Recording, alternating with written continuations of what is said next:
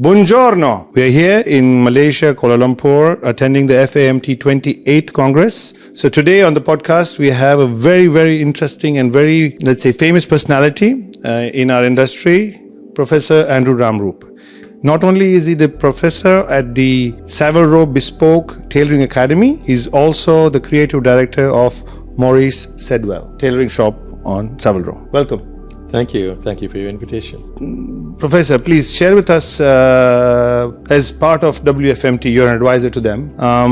We get a lot of inquiries from the Instagram post about why somebody should attend the WFMT Congress and what are the benefits of that. So could you please share some light on that, and maybe you can encourage people to come and join the Congress? That's a very good question. It's one of the most common or most popular question, if you like, because most persons or most companies that you speak to, they want to know what's the benefit to them. But I think initially the response to a question such as this, it is that a shared benefit is what you can offer to the World Federation of Master Tailors and what the WFMT can offer you. The most important thing, I believe, that the WFMT can offer its membership is an opportunity to grow in their skills, in their outlook, in styles, in different cloths, different fabrics, all that is available. I believe that a lot of us in different fields and different parts of the world, we have our own system of pattern drafting,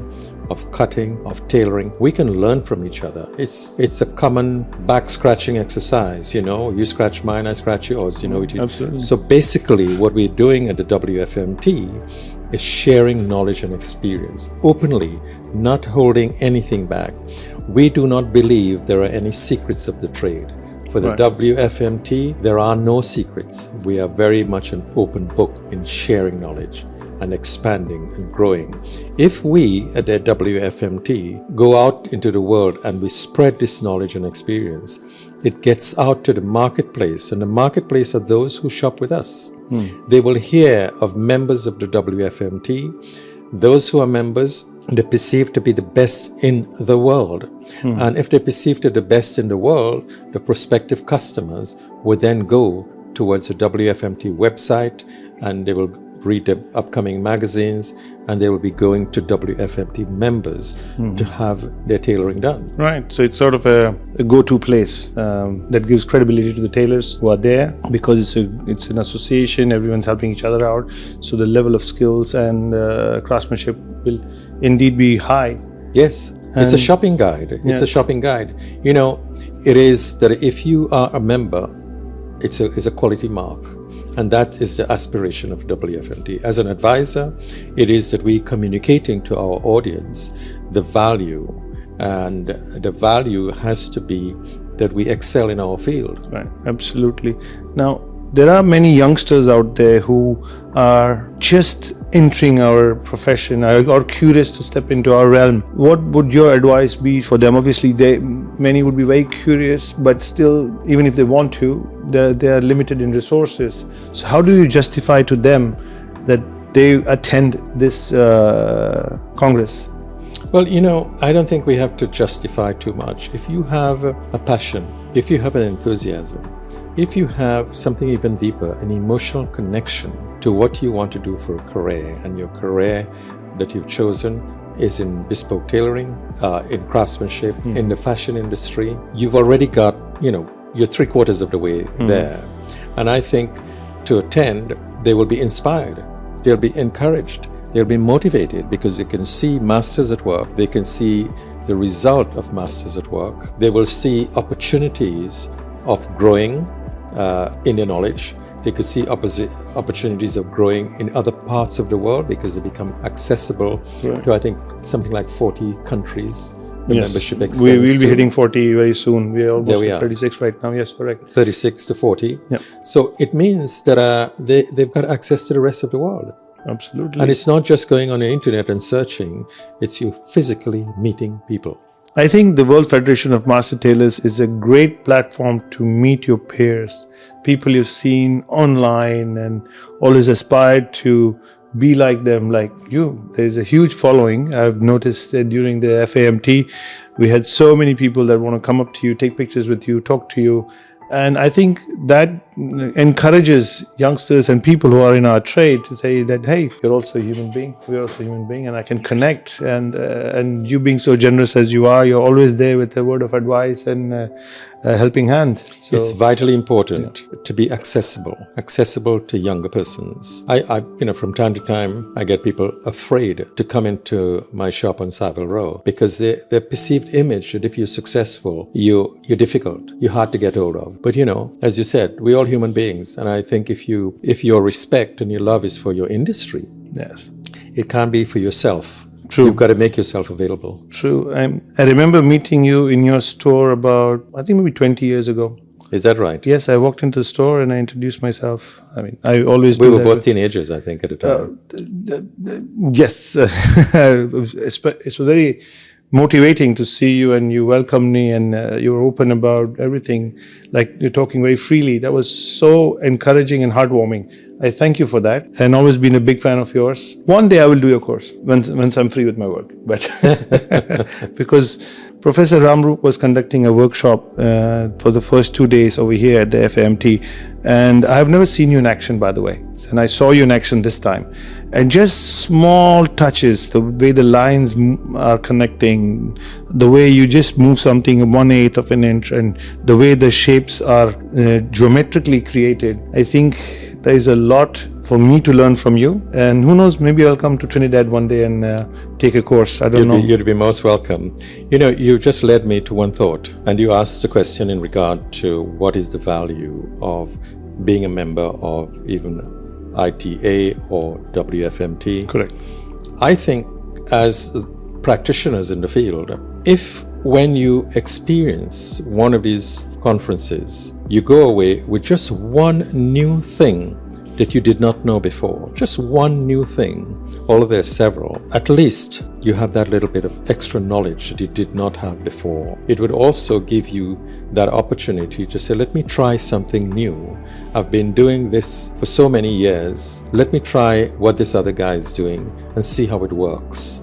So you've got not just learning one new thing, but you've got opportunities to practice other systems, Correct. other approaches. And I think those are really core values to what we do. When I was seeing your draft, there were few pointers which were like, why am I not doing it like this? There's a better way than what I've been doing. It wasn't broken, but this is a better way. So like the way you draft the side seam of your back, it's quite different from how we draft in Dubai. So that's something I'm going to take away from here, and I thank you very much for that. So yesterday you were on a panel discussing the sustainability factor of bespoke tailoring and versus the fast fashion that we have. So could you touch up on those points quickly for our audience? Sustainability is a big subject these days because there's so much waste in the world. Absolutely. But in bespoke tailoring, we have been sustainable from, however many decades or centuries we've been doing bespoke tailoring, because a great advantage of bespoke tailoring is that garments are so well made, they outlast fashion. Absolutely. Fast fashion is literally that. It goes out of fashion. Fashion is a moving target. Fashion is seasonable. Fashion, you're always following fashion because fashion takes the lead, so you never catch up. Right. Whereas style and elegance is an expression of your personality, your lifestyle, your career, if you like. Is you expressing yourself. And bespoke is very much an expression of your individual style. And I think this is where we score, because even though it may cost you more to have a garment especially made for yourself, it goes on and on and on. And if you trace back many years, if you don't pass those garments on to your sons or your grandsons, if you don't pass them on, you can have them changed to your ever decreasing girth. So Only for you, not for us. So, balance can change, sizes can change. They go on and on and on. So the sustainability question is really addressing the fashion industry that wears for one season and gets destroyed. Right. Okay. And another thing you just touched upon is expressing yourself. Like even after spending a lot of money, if I am somewhere and I see somebody else wearing the same exact garment, can be quite disappointing and even embarrassing. So in our industry, we are we wear anything that we make is unique to us, and it's the way we like. For instance, the way I'm dressed, I don't expect to see somebody else wear something in this same combination anywhere. Very interesting, very casual garment. You know, in the fashion industry, it's the fashion designer who determines what you should be wearing next season, what color, what cut, whatever it might be. It's not your decision. And you've got, if not dozens, hundreds of persons throughout the world with the same garment, same colorways, might be a different size, but it's the same thing that they're wearing. Whereas the bespoke is an expression of your individuality, your style. Absolutely. And even the colors, it might not suit the skin color type. That's right. Sometimes you're buying the brand, but whether it suits your skin type or skin color type. You know, brands, this is another, you raise another question about brands. Are you buying brands? People are buying brands. Yeah. Or are you really investing in your own personal brand? Yeah, I think at the end of the day, it's a personal choice. Absolutely. People like to tell people, they like to showcase that I can afford this. But when you move beyond that, we don't need to tell anybody what I can afford. You make it for yourself. This is what I see in my business. You also see it with your clients. That those who can afford, they don't flaunt it. They like to keep it toned down. It's just for them. It's them. It's not to show the world. Yeah, it's that understated elegance, isn't it? Okay. Very good. And I think we're at enough of our podcast. Thank you very much, Professor Andrew Ramroop, for being here and sharing the knowledge. I will share your academy's link. So whoever's interested in getting more information regarding Professor Andrew Ramroop's courses, please connect with him directly. And as you can see, he's open to communication. He's a very easy man to access. Allow me the luxury of adding something to the Savile Row Bespoke Academy. We have so many inquiries. We do not do any paid advertising or paid promotions, but we get in excess of our capacity in applications. And so what we've done is started an online training. And the ARTS, ARTS, is the Andrew Ramroop Tailoring Standards. The website is the website is the usual W's, artsavilerow.com. Excellent. Well, we'll add that link as well, just in case you didn't catch that. So excellent. I'm going to go and quickly browse to that.